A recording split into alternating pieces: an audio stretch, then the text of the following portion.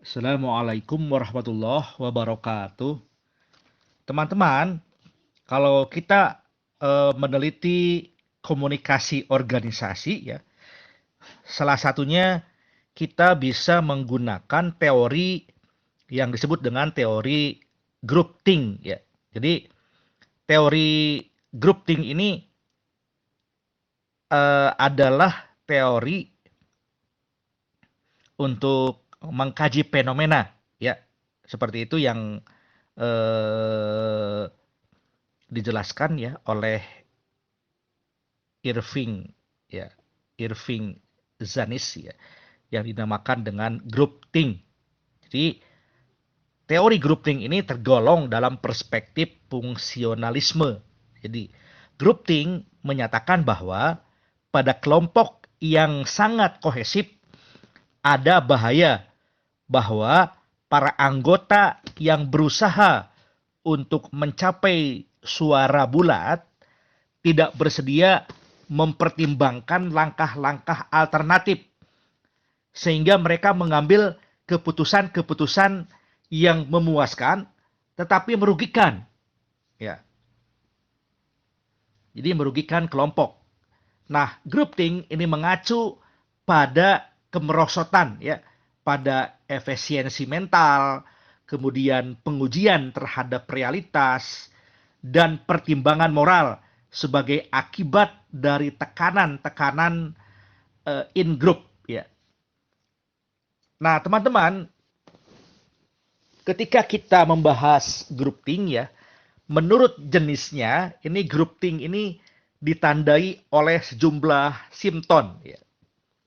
Nah, simptom yang pertama adalah ilusi keperkasaan ya, yang menciptakan rasa optimisme yang berlebihan. Jadi kalau kata Janice ini disebut dengan everything is going to work out alright because we are a special group ya. Jadi ada semacam eh, simptom rasa optimis yang berlebihan gitu kan, yang menganggap bahwa grupnya adalah grup yang spesial. Nah, yang kedua ya, simptom yang kedua dari groupthink adalah yang disebut dengan belief in inherent morality of the group ya. Bahwa di bawah pengaruh groupthink para anggota secara otomatis mengandaikan ketepatan tujuan mereka.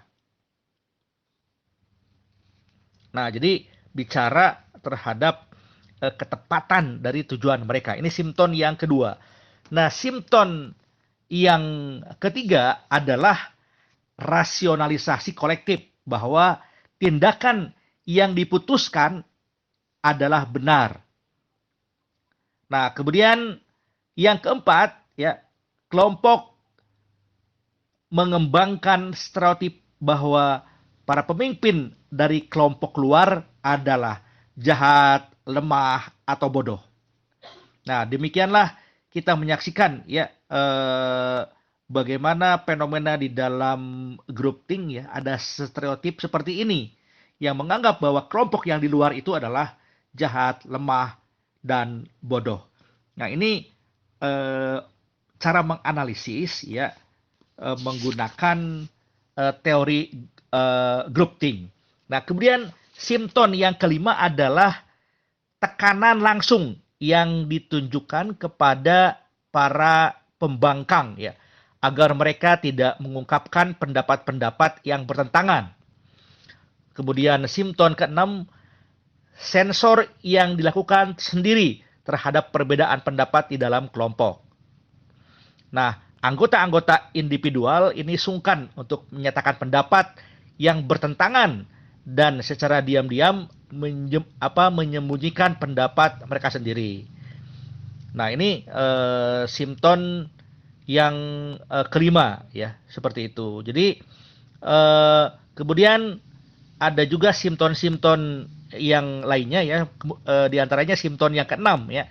Simptom yang keenam ini dapat dilihat antara lain ya, yang tadi sudah saya kemukakan ya, eh, bahwa simptom yang keenam ini adalah sensor ya, yang dilakukan sendiri terhadap perbedaan pendapat di dalam kelompok. Kemudian simptom yang ketujuh adalah yang disebut dengan ilusi kesepakatan bulat, illusion of unanimity ya, yang dimiliki oleh kelompok.